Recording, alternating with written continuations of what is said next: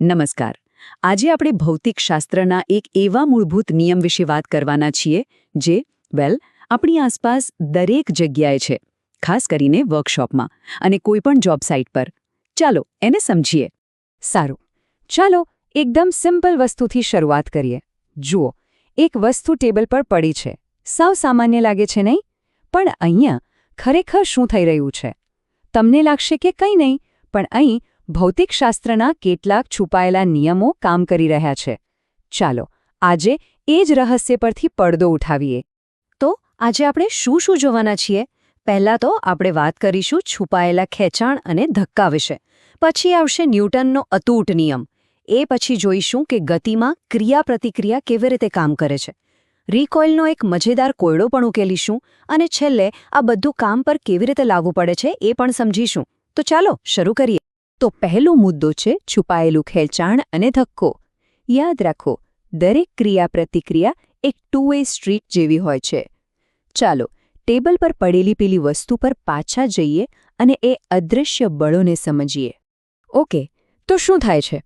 પહેલી વસ્તુ, માની લો કે એક પુસ્તક છે એ પોતાના વજનને કારણે ટેબલ પર નીચે તરફ દબાણ કરે છે. બરાબર?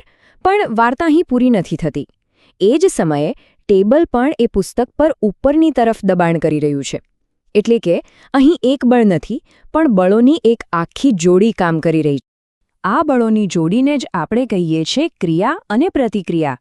જુઓ, પુસ્તક ટેબલ પર જે બળ લગાડે છે એ થઈ ક્રિયા, અને એના જવાબમાં ટેબલ પુસ્તક પર જે બળ લગાડે છે એ થઈ પ્રતિક્રિયા.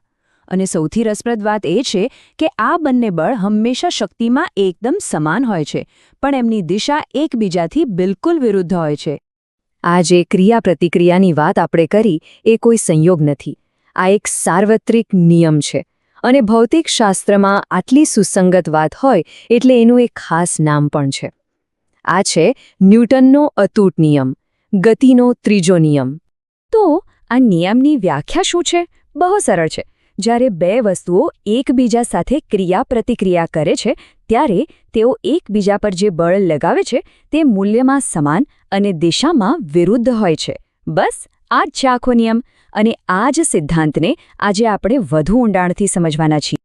અને આ નિયમને આપણે બધા એકદમ સરળ ભાષામાં આ રીતે ઓળખીએ છીએ: દરેક ક્રિયાની સમાન અને વિરુદ્ધ પ્રતિક્રિયા હોય છે. આ વાક્ય તો આપણે કદાચ સ્કૂલમાં ગોખી પણ નાખ્યું હશે. પણ સાચું કહું ને તો આ નાનકડા વાક્યમાં ભૌતિકશાસ્ત્રનું એક મોટું રહસ્ય છુપાયેલું છે. તો ચાલો આ નિયમની 4 મુખ્ય લાક્ષણિકતાઓ પર એક નજર નાખીએ. આ 4 વાતો યાદ રાખી લો એટલે આખો નિયમ સમજાઈ જશે.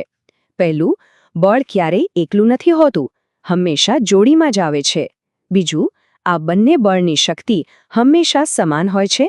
ત્રીજું, એમની દિશા હંમેશા એકબીજાથી વિરુદ્ધ હોય છે. અને ચોથું, અને આ બહુ જ મહત્વનું છે, કે આ બળ 2 અલગ અલગ વસ્તુઓ પર લાગે છે. બસ આ 4 મુદ્દા જ આ નિયમનો પાયો છે. ઓકે, અત્યાર સુધી તો આપણે સ્થિર વસ્તુઓની વાત કરી, પણ જ્યારે વસ્તુઓ ગતિમાં હોય ત્યારે શું થાય? ચાલો હવે એ જોઈએ કે ગતિશીલ સિસ્ટમમાં આ નિયમ કેવી રીતે કામ કરે છે. ચાલો એક ઉદાહરણ લઈએ. એક દેડકો પાણીમાં તરી રહ્યો છે. એ આગળ વધવા માટે શું કરે છે? એ પોતાના પગથી પાણીને પાછળની તરફ ધકેલે છે. આ થઈ ક્રિયા. હવે એના જવાબમાં પાણી દેડકાને આગળની તરફ ધકેલે છે, અને આ થઈ પ્રતિક્રિયા. આ ક્રિયા-પ્રતિક્રિયાની જોડીને કારણે જ દેડકો આગળ વધી શકે છે. હવે એક મજેદાર સવાલ. એક પક્ષી હવામાં ઉડી રહ્યું છે. આપણે જોઈએ છે કે પક્ષી ઉપર જઈ રહ્યું છે, એ તો ક્રિયા થઈ. પણ એ કોને નીચે ધકેલી રહ્યું છે? દેડકાના કિસ્સામાં તો પાણી હતું, પણ અહીં શું છે? ક્યારેક જોડીમાં રહેલી બીજી વસ્તુ તરત દેખાતી નથી. અને જવાબ છે હવા. પક્ષી પોતાની પાંખોથી હવાને નીચેની તરફ ધકેલે છે. આ થઈ ક્રિયા. અને એના બદલામાં હવા પક્ષીને ઉપરની તરફ ધકેલે છે, જે પ્રતિક્રિયા છે. આનો અર્થ એ થયો કે જો હવા જ ન હોય તો પક્ષી ઉડી જ ન શકે, ભલે તે ગમે તેટલી પાંખો ફફડાવે. આ બધા ઉદાહરણો આપણને એક બહુ જ રસપ્રદ કોયડા તરફ લઈ જાય છે. રિકોઇલનો કોયડો. અહીં એક જ સરખું બળ લાગે છે, પણ એની અસર બહુ જ અલગ અલગ જોવા મળે છે. ચાલો આને સમજીએ. સવાલ આ છે, જ્યારે બંદૂકમાંથી ગોળી છૂટે છે ત્યારે ન્યૂટનના નિયમ મુજબ બંદૂક ગોળીને જેટલા બળથી આગળ ધકેલે છે ગોળી પણ બંદૂકને એટલા જ બળથી પાછળ ધકેલે છે.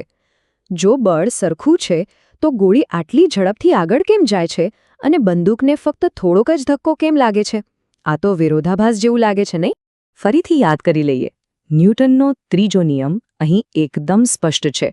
ગોળી પર આગળની દિશામાં લાગતું બળ અને બંદૂક પર પાછળની દિશામાં લાગતું બળ મૂલ્યમાં એકદમ સમાન છે.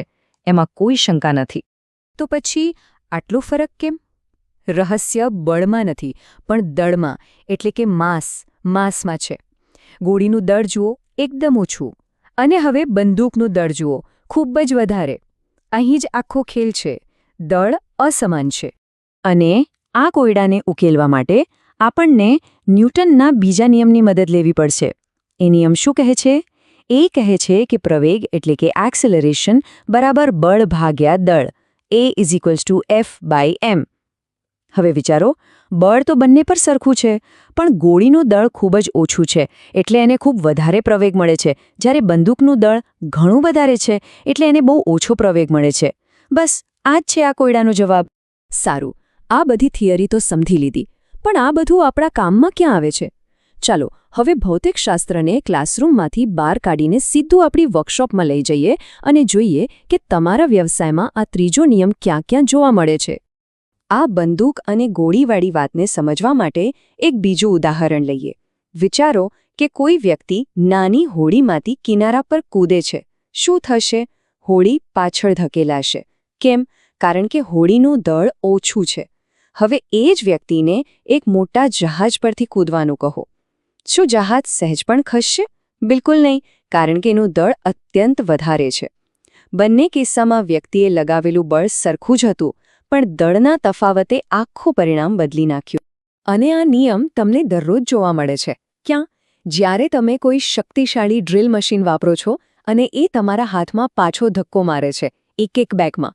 કોઈ મોટો જામ થયેલો બોલ્ટ ખોલવા માટે જે તાકાત લગાવો છો અને બોલ્ટ પણ તમારા પર એટલી જ તાકાત લગાવે છે ત્યાં. ગ્રાઇન્ડર ચલાવતી વખતે જે ધક્કો હાથ પર લાગે છે એમાં, અને નેલ ગન ચલાવતી વખતે જે રિકોઇલ થાય છે એમાં પણ ન્યૂટનનો ત્રીજો નિયમ જ કામ કરે છે. એટલે આ નિયમને સમજવો એ ફક્ત પરીક્ષા પાસ કરવા માટે નથી. આ એક માનસિક સાધન છે, એક મેન્ટલ ટૂલ છે. જો તમે આ ક્રિયાપ્રતિક્રિયાના બળોને સમજી શકો તો તમે એનું અનુમાન લગાવી શકો છો અને એને નિયંત્રિત પણ કરી શકો છો. આ સમજ તમને એક વધુ સુરક્ષિત, વધુ કુશળ અને સાચા અર્થમાં એક સ્માર્ટ ટેકનિશિયન બનાવે છે. તો ચાલો આ વાતને અહીં પૂરી કરતા પહેલા એક સવાલ પૂછો.